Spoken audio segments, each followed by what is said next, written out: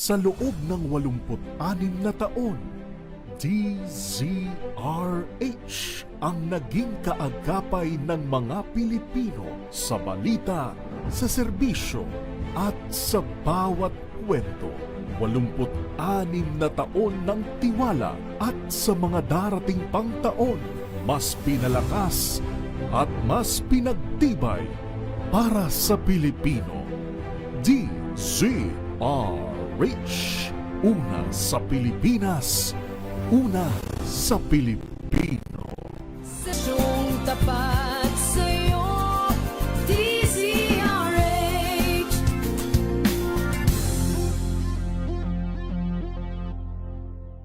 We've got you covered. From the hottest hits, exclusive interviews, kilig to the bones fan meet experience, and hataw performances of your favorite stars. Saturdays, 12 noon, dito lang sa DZRH TV. Number 1 na naman ang inyong DZRH sa latest survey ng Kantar Media na inilabas nitong January 2026. Hindi lang sa Metro Manila, kundi pati rin sa Mega Manila. Patunay na DZRH lang ang inyong tunay at totoong pinagkakatiwalaan. Taos-puso po kaming nagpapasalamat sa inyong patuloy na pagtitiwala dahil ang DZRH, una sa Pilipinas, una sa Pilipino. Saan ka man sa mundo, tayo Pilipino. Maagang balitaan, maagang usapan sa mga issue at balita. Kasama si Kuya Angelo Palmones sa Magandang Umaga Pilipinas. Mula Lunes hanggang Biyernes.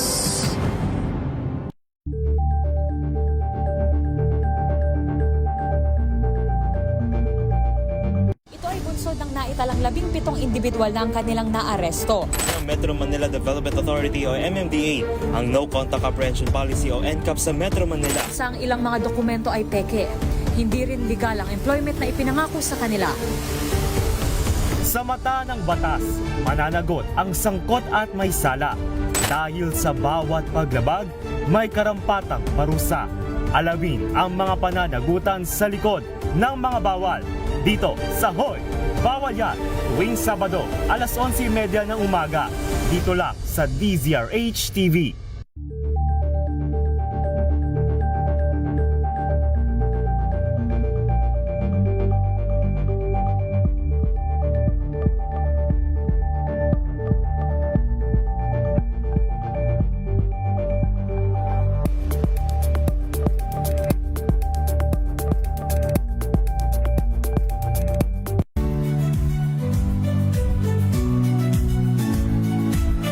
Magandang araw mga kaibigan. Ito po ang inyong balerina ng bayan, si Lisa Makuha Elizalde, na nag-aanyaya sa inyong samahan kami at ang aming mga espesyal na panauhin para sa kalahating oras ng masayang kwentuhan sa aming programang Art to Art, kung saan ang usapang sining at kultura ay para sa lahat. Huwag kaliligtaan, tuwing linggo, alas 3:30 ng hapon, dito lamang sa DZRH Radio, DZRH TV, at via online streaming.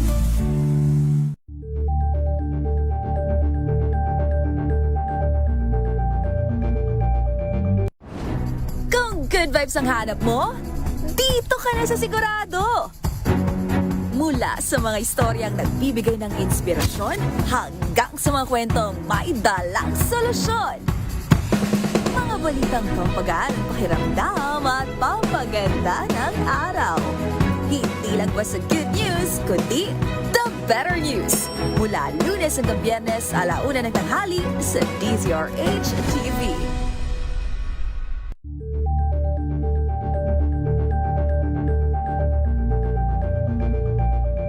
Tambalang Anthony Taberna at Jerry Baha ang gigising sa inyong umaga dahil lalatay ang humahagupit na diskusyon at komentaryo Lunes hanggang Biyernes sa 2x2.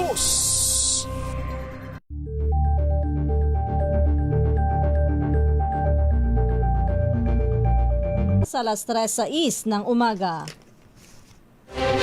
Saan man mangyari ang balita, Luzon, Visayas at Mindanao, hagip ng balitang Prompting. Kinalap ng buong puwersa ng MBC Media Group mula Aksyon Radyo, Radyo Natin Nationwide at DZRH, Provincial at Regional Correspondents. Balita Prompting kasama si Kises Habson. DZRH, Balita Prompting.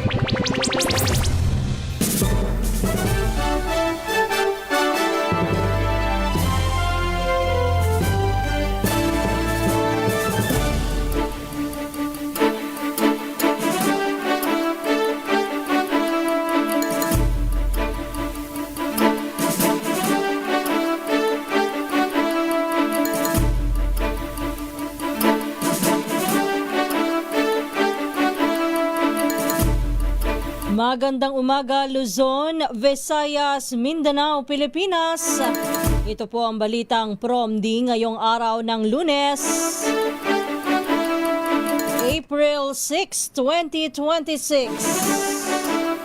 Sa ating headlines, Balitang Prompting. higit 40,000 OFW na patungong Middle East stranded sa Pilipinas sa gitna ng tensyon sa rehiyon. Balitang Prompting. Pagdaan ng oil tanker ng Pilipinas sa Strait of Hormuz, walang agarang epekto sa presyo ng petrolyo. Balitang Prompting. Panibagong mega oil price hike ipatutupad bukas. Balitang Prompting. Binoong Food Security Task Force tututok sa supply at presyo ng pagkain ayon sa Department of Agriculture. Balitang Prompting. Higit 1,000 road crash injuries na itala sa panahon ng Semana Santa. Balitang Prompting. Yan ang ulo ng ating mga balita. Kasama niyo po ang inyong lingkod, Kisas Habson.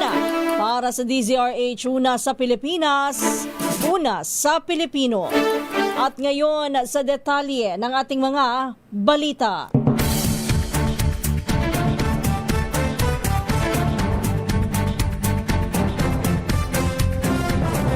Mahigit 40,000 overseas Filipino workers o OFW ang stranded ngayon sa Pilipinas kasunod ng ipinatupad na deployment ban sa ilang bansa sa Middle East.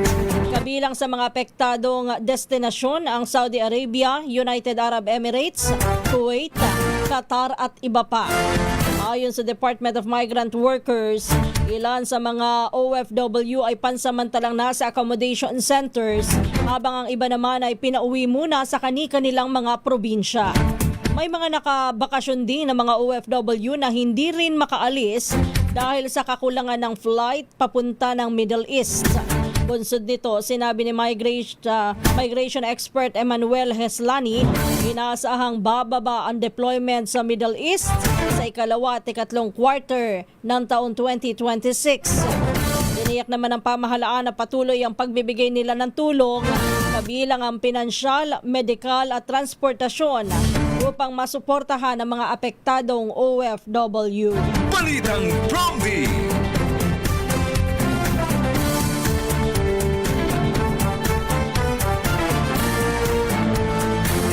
Samantala, sa iba pa nating mga balita, nilinaw naman ng Department of Energy na hindi agad mararamdaman ang pagbaba ng presyo ng langis sa kabila po ng pagpayag ng Iran na makadaan ng ligtas sa Strait of Hormuz ang mga oil tanker ng Pilipinas.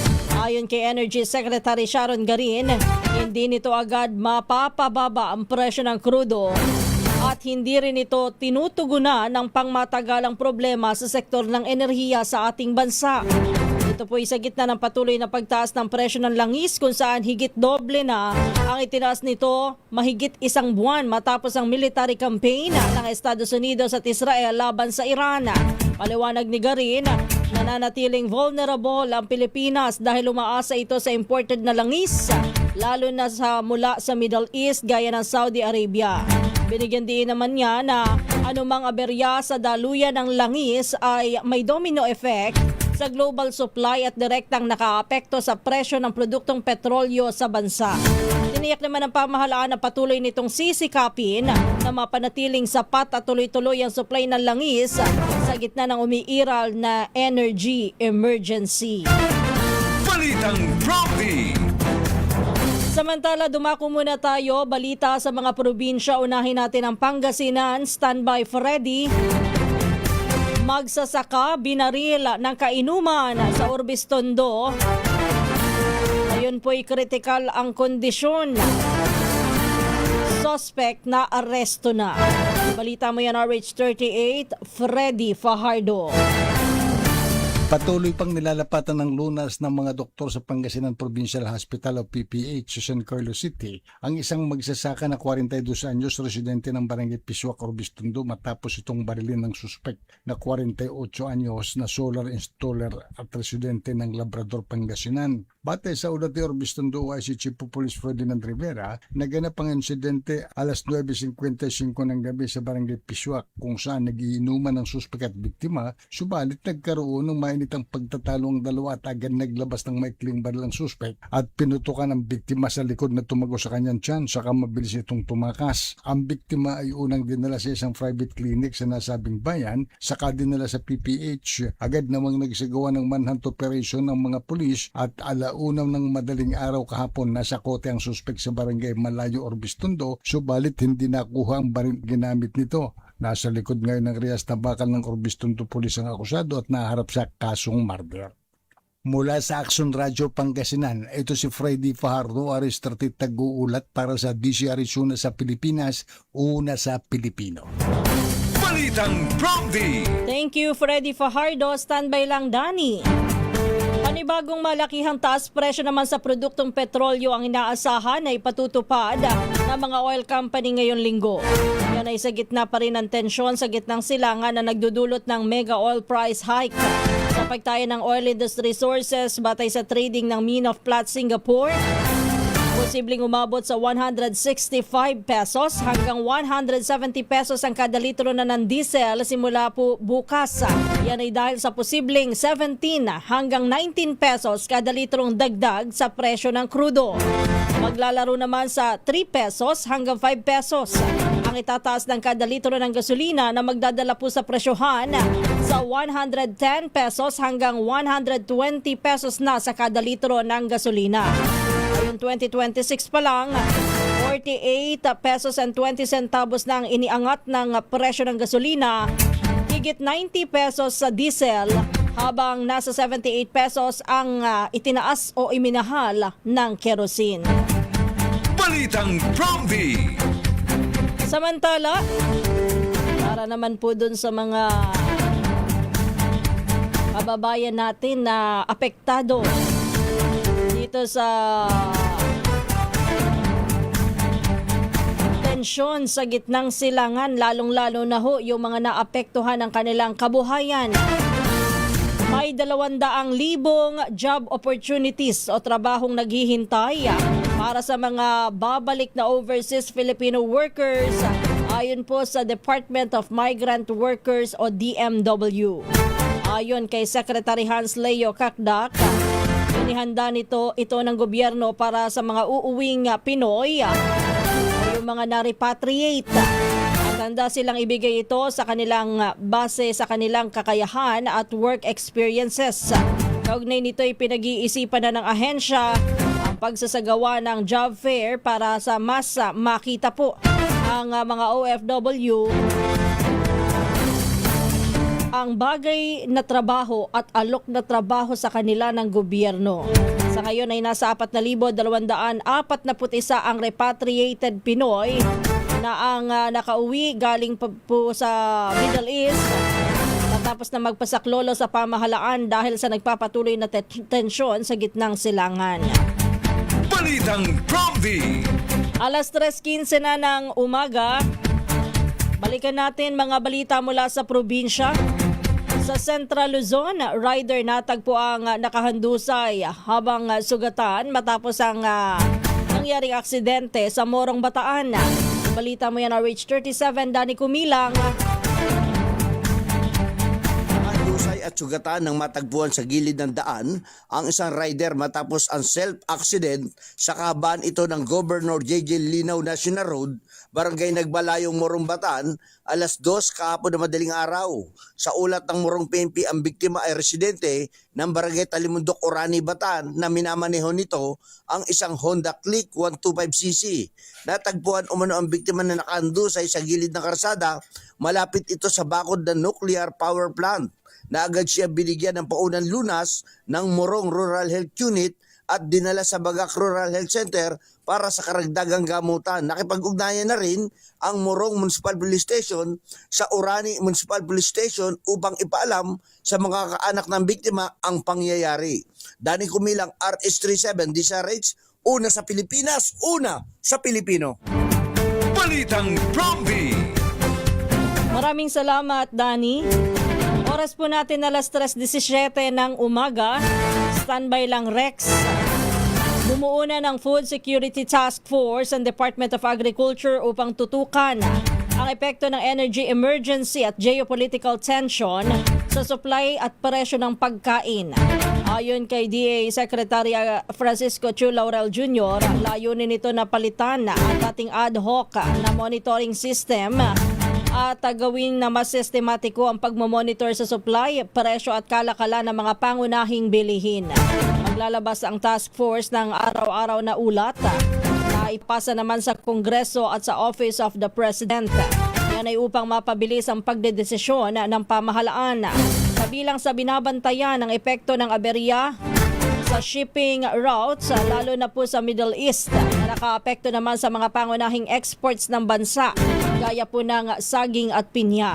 Aminado ang kalihim na nagdudulot ito ng opportunity losses dahil napipilitang ibenta sa mas mababang halaga ang mga produkto kapag naililihis sa ibang merkado. Nakikipag-ugnayan na rin ang ahensya sa Land Bank of the Philippines upang tulungan ang mga apektadong exporter. Pinag-aaral na din ang pagbubukas ng alternatibong merkado sa Africa, Australia, Europe at Southeast Asia, bagamat may hamon na logistic at kompetisyon. Samantala, iginit naman ng DA na layunin ng task force na maprotektahan hindi lamang ang supply ng pagkain, kundi pati na rin ang kabuhayan ng mga magsasaka at ang ekonomiya ng bansa sa gitna ng patuloy na krisis. Balitang Promdi.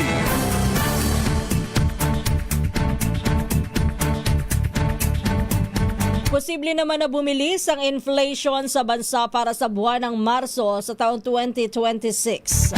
Kasunod dito ng pagtaas ng presyo ng langis, kuryente at pagkain sa gitna ng tensyon sa gitnang silangan. Sa pagtaya ng mga ekonomista, maaaring pumalo ang inflation mula 3.5 hanggang 4.3% o mas mataas kumpara sa 2.4% noong Pebrero at malapit sa itinakdang ceiling ng Bangko Sentral ng Pilipinas na 2 hanggang 4%. Sakaling magkatotoo po ang forecast na ito na po ang pinakamabilis na inflation mula July 2024. Ayon kay Metrobank Chief Economist Nicolas Mapa, mahalaga ang datos ng Marso sa susunod na polisiya ng BSP o Bangko Sentral ng Pilipinas. Inaasahan naman na ilalabas ng PSA o ng Philippine Statistics Authority ang opisyal na inflation data ngayong linggo. Habang nakatakda naman ang policy meeting ng BSP sa April 23. Balitang Promdi.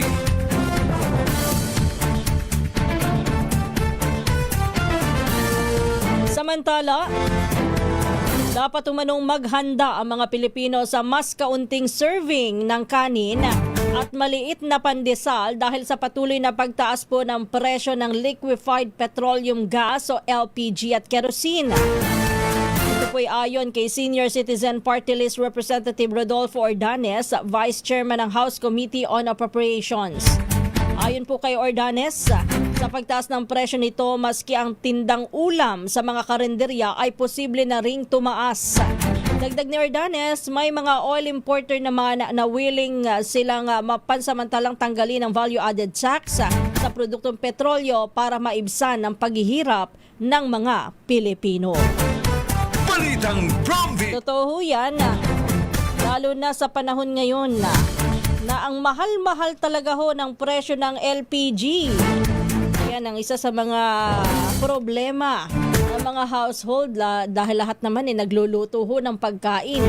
Hindi lahat may readyng deuling na lutuan sa kanilang bahay. At wala rin ho yung iba ng mga induction cooker. Sa bagay, kahit mag-induction cooker ka o yung mga electric cooker, mahal naman ang kuryente na ikukonsumo noon. Kaya yung iba ho talagang sa LPG umaasa. Diba? Lalo na yung mga simpleng pamumuhay lamang.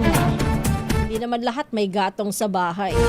Kesa mahal ho, mula do sa dating 1,100 pesos per 11 kilogram na tangke ng LPG. Ngayon ho, umaabot na sa yung aking nabili kahapon 1,549 ang 11 kilogram na tangke. Meron naman hong nakausap ako, si Aling Tina, dun sa kanila sa San Jose del Monte, Bulacan. Nasa 1,650 ang 11 kilogram na tangke. Konting ano na lang ho dyan konting tumbling na lang at pagtaas pa ng LPG kung tatagal pa ho itong tensyon sa gitnang silangan. Posible ho na hindi na nakakapagtaka na umabot po yan sa 2,000 sa mga susunod pang buwan.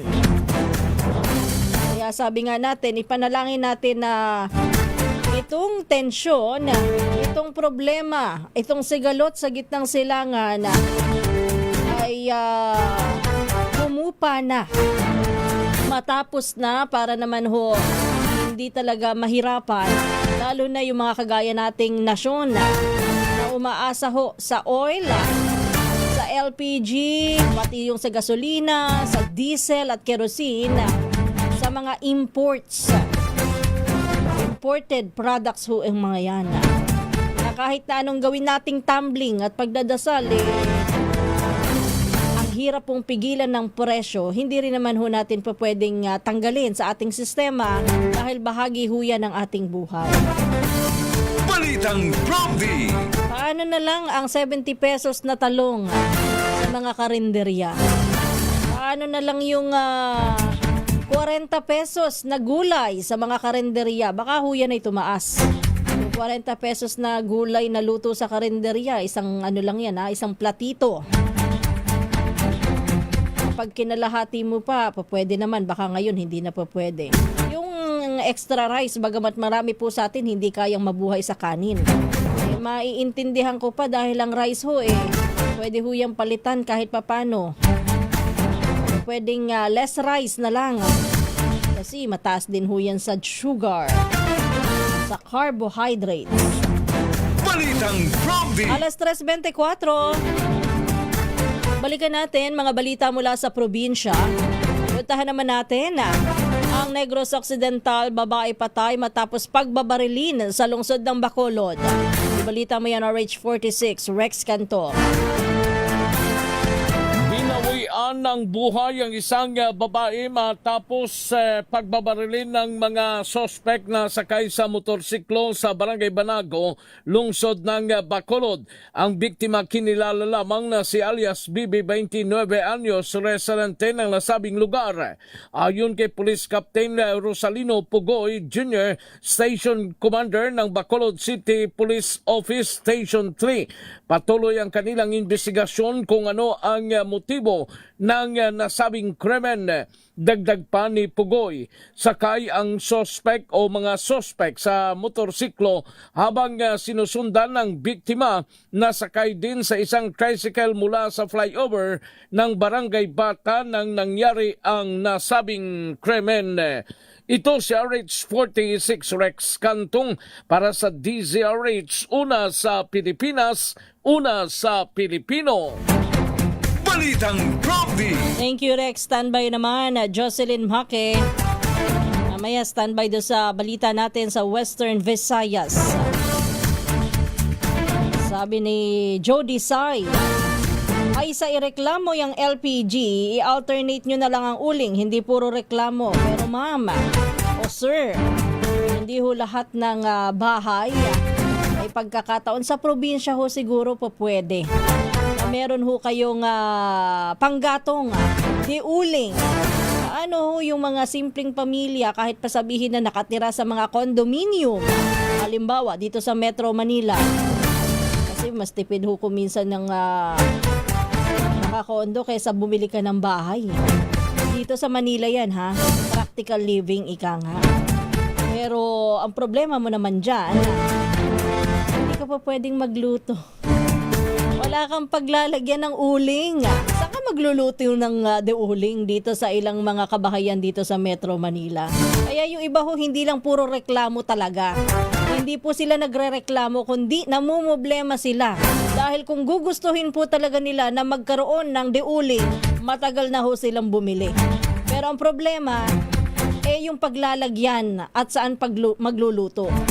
Kung minsan din po mag-isip tayo bago tayo magsabi na nagrereklamo lang yung mga tao, ha?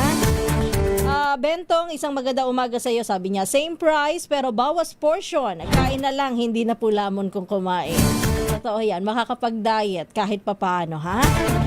Maraming pinabulaan na naman ng Malacanang ang kumakalat na impormasyon online na magkakaroon daw po ng emergency lockdown sa April 20.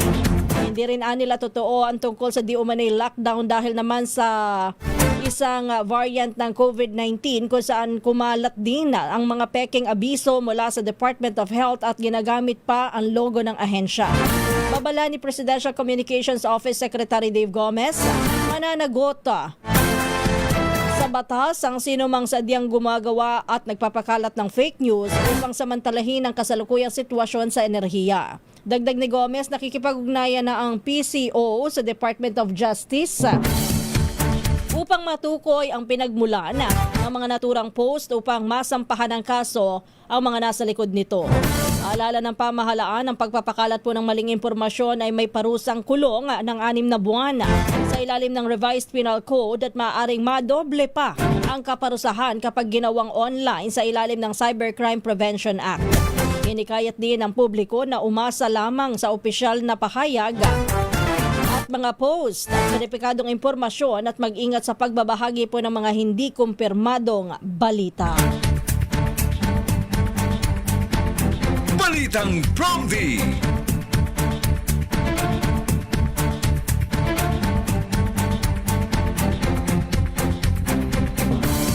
Alas 3:28 na po ng umaga.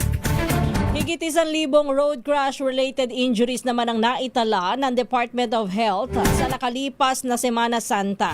Ayon kay Health Undersecretary Albert Domingo, tagapagsalita po ng ahensya, umabot na sa 1,071 ang kaso na naitala mula March 29 hanggang April 2 mula sa 161 ospital sa ilalim ng Code White Alert.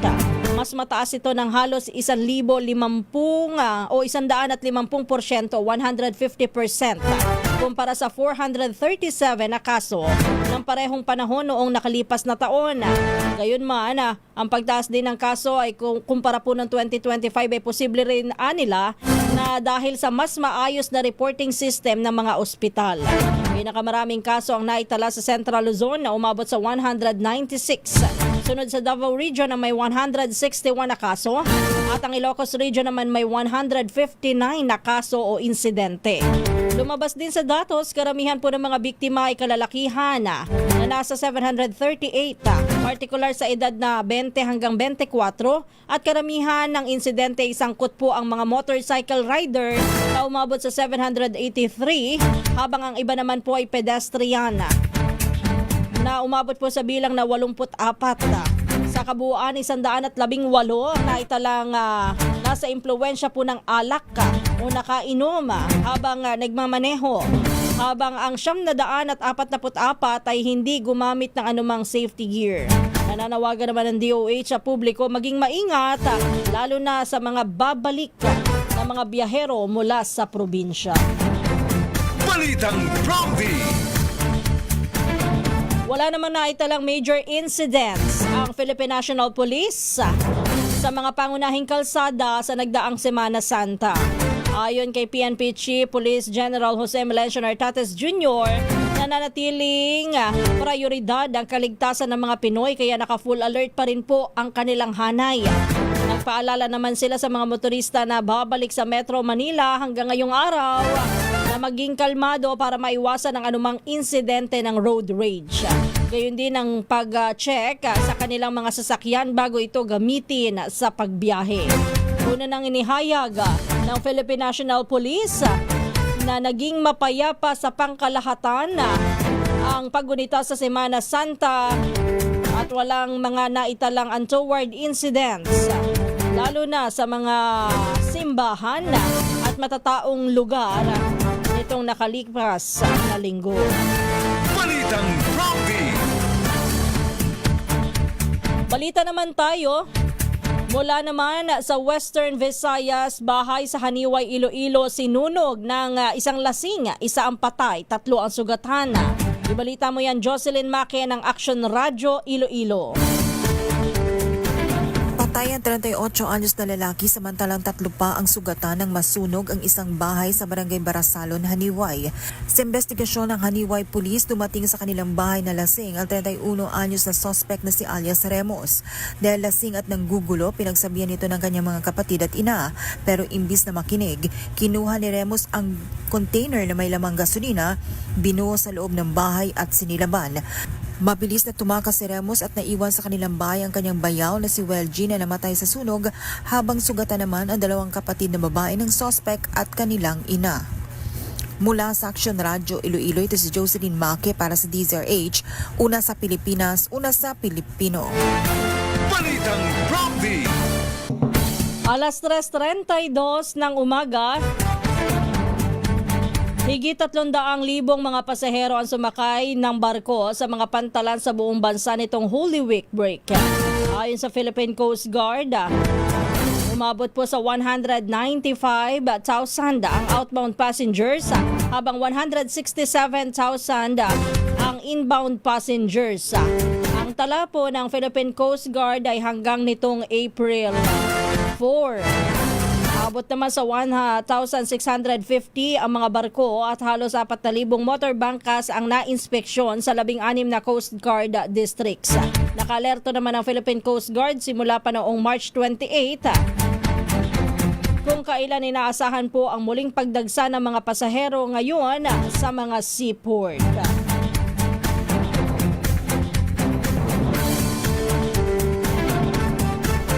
Samantala, ligtas na nasagip ng mga otoridad ang 162 pasaherong sakay ng sumadsad na MV Our Lady of Fatima sa Barangay Tilik, Lubang, Occidental, Mindoro. Isa sa nakitang dahilan ang low tide conditions at mabatong seabed sa katubigan. Agad naman itong narespondehan ng Philippine Coast Guard sa Lubang nang mapansin ang paghinto nito sa pasado alas 7 ng umaga kahapon. Sa ngayon ay sugod na sa mga pagamutan at nabigyan po ng pagkain at may inom na tubig ang lahat po ng sakay nito sa Philippine Ports Authority o PPA. Balitang Prompty. Alas 3:34 ng umaga, may handog naman pong libreng sakay ang DOTR MRT3 simula po ngayong araw, April 6.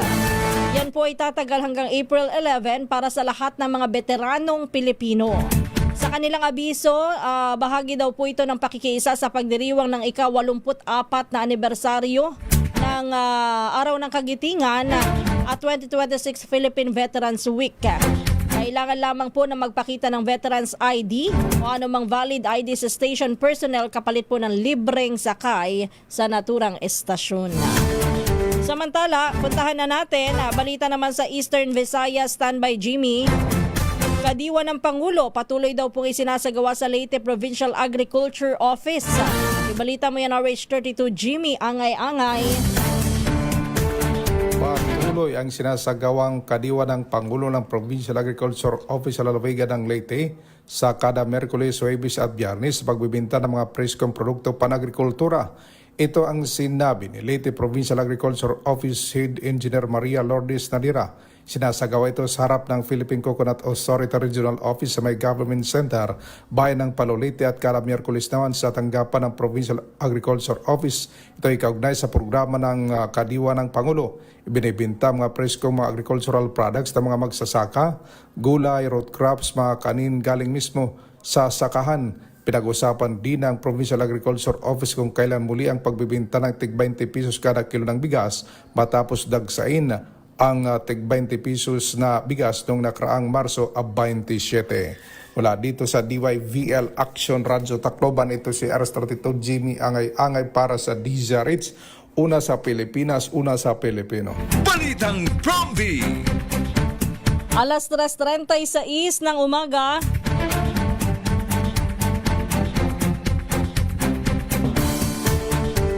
Samantala, sa pagpapatuloy pa rin ng ating mga balita, standby lang Jane Galit Bantayan. Nagbabala po ang mga miyembro ng House Committee on Justice kay Vice President Sara Duterte na maaaring ituring na pagtalikod sa karapatang sumagot sa mga alegasyon ang hindi niya pagdalo sa impeachment clarificatory hearing. Ayon kay Representative Jonathan Kit Flores, Vice Chairman ng komite, ang hindi pagharap ng respondent ay maaaring ituring na waiver sa kabila ng pagbibigay ng Kamara ng pagkakataon na marinig ang kanyang panig. Paalala ito ni Flores kasunod ng pag-isnab ng kampo ni Duterte noong nakalipas na pagdinig habang kini-question nila ang proseso ng impeachment process. Bunso dito inaasahan po ng Justice Panel na makadadalo po ang kampo ng Vice Presidente sa susunod na hearing na itinakda naman sa April 14. Balitang Prompty.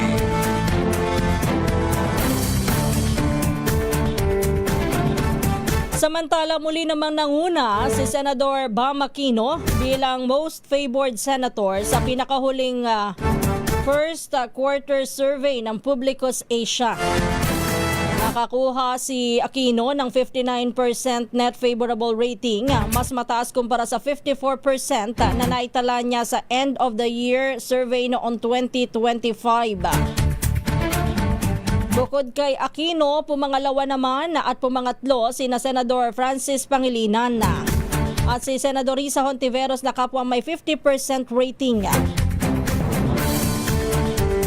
Kumumpleto naman sa top 10 sina Senador Rodante Marcoleta, Senator Christopher Bongo, Senator Raffy Tulfo, Senator Ping Lacson, Senator Robin Padilla, Senator Alan Peter Cayetano at Senator Bato de la Rosa. Isinagawa po ang survey mula March 21 hanggang 24 sa 1,509 respondents na mga rehistradong botante po sa buong bansa gamit ang purposive sampling.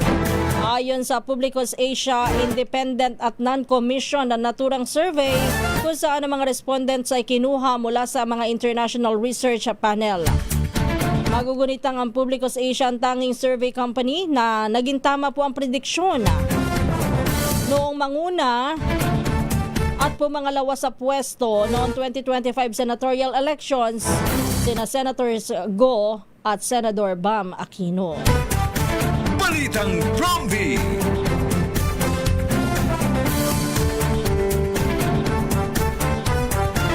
Samantala, nagpasalamat naman si Senate Foreign Relations Chairman Erwin Tulfo kay Korean Ambassador Lee Sang-hwa sa agarang aksyon kaugnay ng ulat ng diskriminasyon sa ilang Korean KTV at restaurant sa Pampanga. Ayon kay Tulfo, mabilis na pinaiimbestigahan ng Korean Ambassador ang reklamo ng umano'y pagbabawal sa mga Pilipino na makapasok sa ilang establishmento sa Angeles City at Clark. Ilang araw matapos na iparating ng senador kay Ambassador Lee ang reklamo, agad na nagdala si Ambassador Lee ng report sa mga hakbang ng Central Luzon, Korea na Association upang maiwasan na maulit po ang insidente. Kabilang dito ang paglalagay ng apology notice sa mga establishmento at pangakong hindi na magtataboy ng mga customer, lalo na ang mga Pilipino. Tama lang. Nangako rin ang Korean community na magsasagawa po ng regular na inspeksyon upang matiyak na sumusunod ang mga negosyo sa batas ng Pilipinas at maayos po ang pakikitungo ng sa mga lokal na namimili. Nagpaabot din ng mensahe ang ambassador kay Senador Tulfo na bukas ang kanyang tanggapan sa mga reklamo upang agad na maaksyonan ang anumang kahalintulad na insidente. Abay, tama lang nga. Tama lang ho na aksyonan agad ng ambassador ng Korea itong nangyaring diskriminasyon. Biruin mo, nasa sarili mong bansa. Dayuhan lang ang nagpapatakbo ng negosyo, bawal ka na agad. Kung enable ka namang magbayad sa mga KTV bar at ikaw ay Pilipino, hindi ka naman manggugulo, susunod ka naman sa batas ng restaurant, bakit ka pagbabawalan? Kapag ganyan, hindi po talaga uubra dito sa Pilipinas. Balitang Prompy. Alas 3:41 na po ng umaga. Sa pagpapatuloy pa rin ang ating mga balita, puntahan natin ang Northern Samar. 18 sabongero arestado naman sa operasyon ng mga pulis sa bayan daw po ng Allen, Northern Samar. Biruin mo, nagsagawa ng topada. Huwebes Santo at saka Biyernes Santo. Ibalita mo yan na Reach 34 Jane Galit Bantayan. 18 naman na sabongero ang arestado sa 3 araw na maghiwalay na operasyon ng kapulisan sa iligal na sabong o tupada sa bayan ng Allen, Northern Samar sa mismong araw ng Huwebes at Biyernes Santo. Sa nasabing operasyon, na-recover ng operatiba ang 4 na buhay na manok na panabong, 2 patay na manok na panabong, 6 na tari at kabuang halaga ng mahigit sa 10,000 pesos. Kasalukuyan nasa kustudiya ng Allen Police ang mga naarestong individual habang inihahanda naman ang kakulang kaso laban sa mga ito dahil sa paglabag sa PD number 1602 o illegal gambling. Ang 18 katao ay aktong nahuli ng mga pulis sa nasabing tupada matapos na paigtingin pa ng kapulisan ang kanilang operasyon sa nasabing araw ng Huwebes at Biyernes Santo na dito madalas naggaganap ang mga tupada. Hindi kahit ang publiko ng PNP patuloy na makipagtulungan sa pulis at ipagbigay alam anumang iligal na gawain upang mapanatili ang kapayapaan at kaayusan ng kanilang lugar. Mula sa Aksyon Radyo Katarman, RH34, Jane Galit Bantayan ng DZRH. Una sa Pilipinas, una sa Pilipino. Balitang Prompy.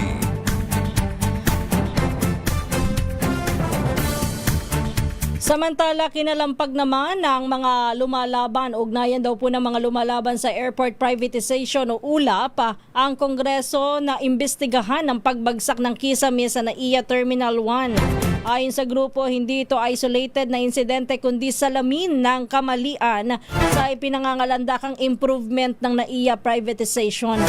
Ipinunto rin ng ULAP convener na si Rico Domingo, walang tunay na apology o hindi tahasang humingib daw po ng tawad ang mga new NAIA Infrastructure Corporation nang mangyari po ang insidente na ikinasugat po ng 7 katao. Nagpahayag na rin ang pagkabahala si Senator Raffy Tulfo ng Committee on Public Services at inatasan po ang DOTR na imbestigahan ang nangyari. Balitang Prompy.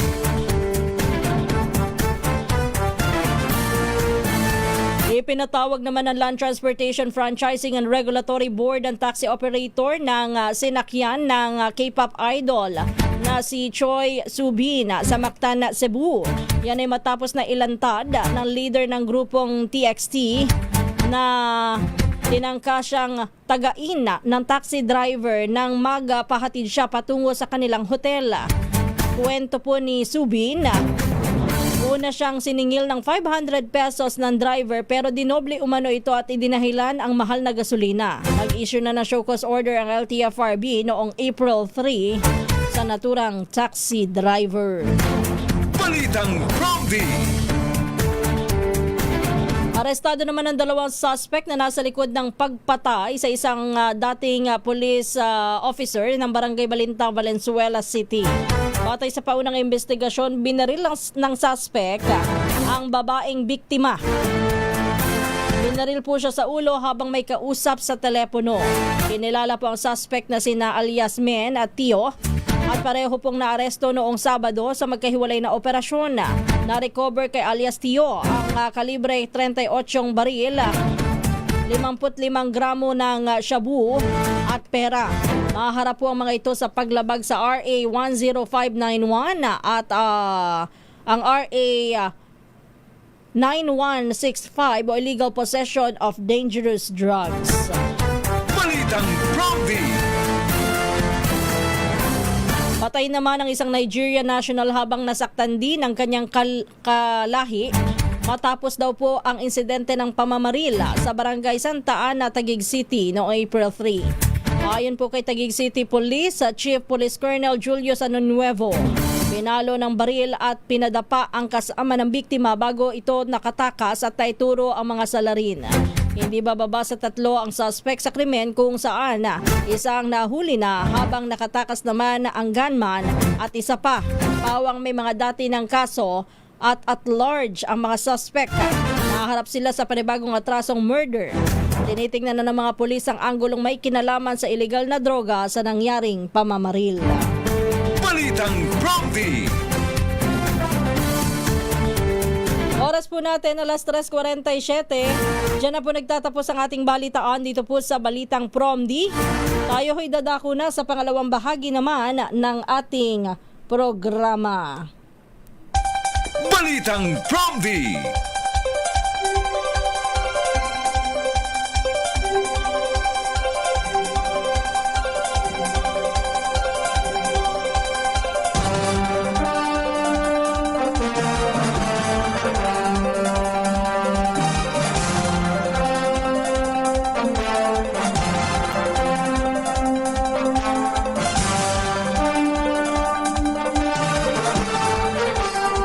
Balitang Prompty.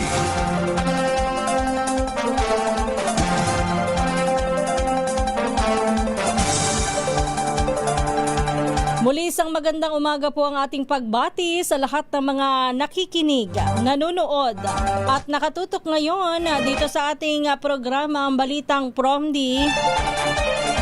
Uy, belated Happy Easter po sa lahat. Kahapon balik na sa normal ang Metro Manila. Nung mga nakalipas na linggo, medyo tahimik eh. O nang nakalipas na linggo, tahimik. Bakit? Nasa mga probinsya yung mga tao. Nag-Holy Week break sa kanilang mga probinsya. Konti lang nandito sa Manila, tsaka ramdam mo talaga na walang masyadong traffic. Kumusta na po ang inyong Holy Week break? Nag-enjoy ba? Kahit na mahal ang gasolina at kerosene. Nako sabi nga ho natin hindi pa natatapos ang sigalot sa gitnang silangan. Bagamat ang good news, makadadaan na daw po sa Strait of Hormuz ang oil tanker po na patungong Pilipinas. Safe daw pong makadaraan. Pero ang sabi ko kasi kagabi, ang tanong ko, sana dahil dito sa pangyayaring yan, makatulong yan sa pagbaba ng gasolina, ng petrolyo. Pero yun, agad may sagot ang Department of Energy. Hindi daw agad makakaapekto. Walang agarang epekto sa pagbaba ng oil price yung pagdaan. Sa bagay nga naman, ang pinagbabasihan ho dyan ay yung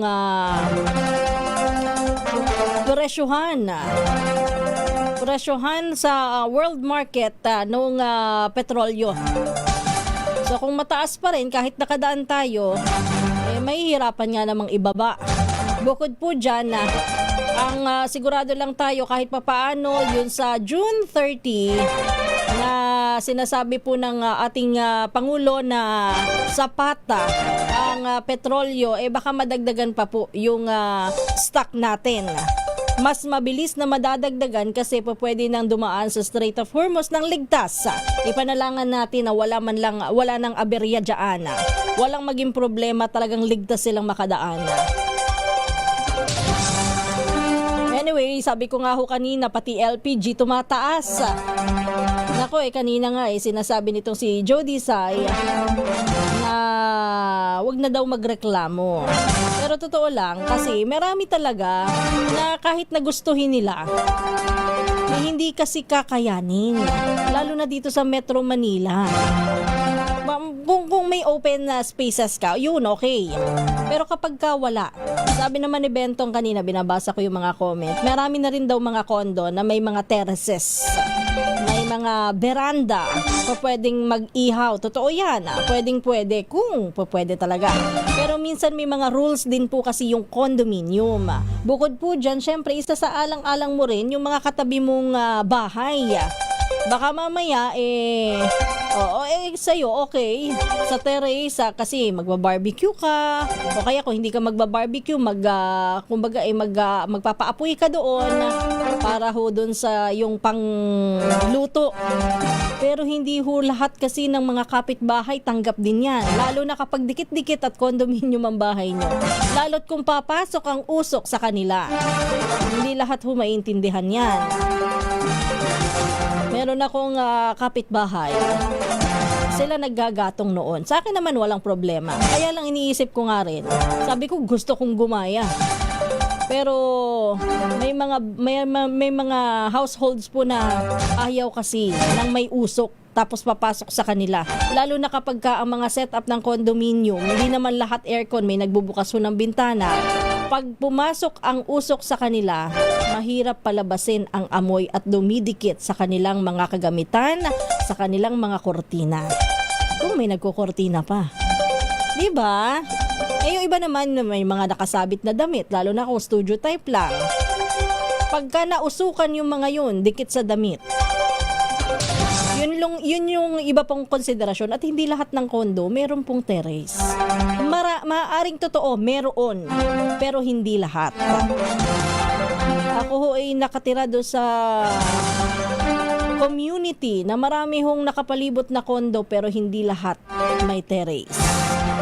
Kaya nasasabi ko ho at pinaglalaban ko ho yung kanilang mga binabanggit, inirereklamo. Sabi kung gusto may paraan. Kung minsan mahirap din kahit gustuhin natin kung talagang hindi i-adya ng pagkakataon do sa area mo, mahirap Naiintindihan ko yung gusto nyo, katwiran ko rin yan. Anyway, sa iba pa nating mga balita, good morning. Mamaya po do sa ating mga pagbati ha.